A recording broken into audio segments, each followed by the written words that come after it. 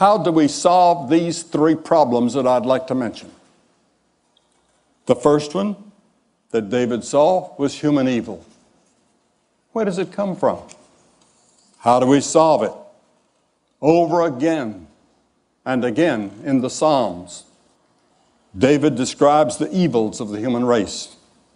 And yet he says, He restores my soul. On one hand, we can probe the deepest secrets of the universe and dramatically push back the frontiers of technology. But on the other hand, something is wrong.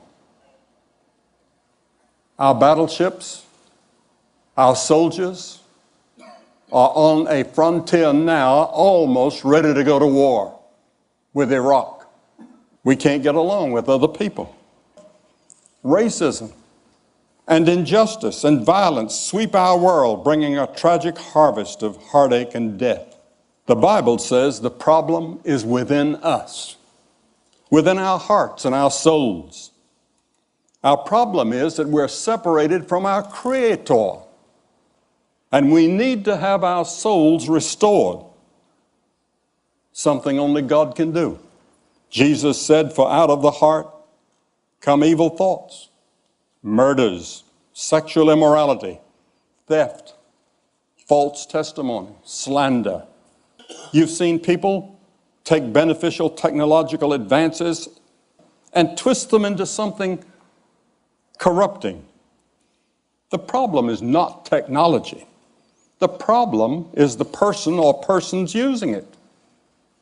King David said that he knew the depths of his own soul.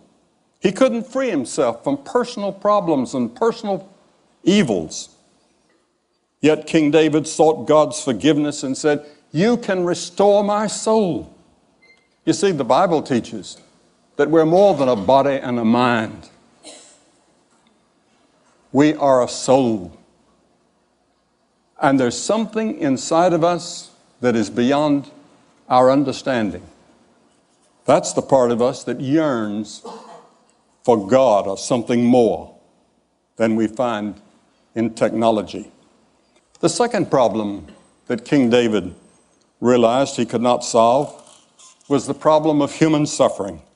Yes, to be sure, science has done much to push back certain types of human suffering. I've never met a person in the world that didn't have a problem or a worry. Why do we suffer? It's an age-old question that we haven't answered. Yet David again and again said that he would turn to God. He said, the Lord is my shepherd. The final problem that David knew he could not solve was death. Many commentators have said that death is the forbidden subject of our generation.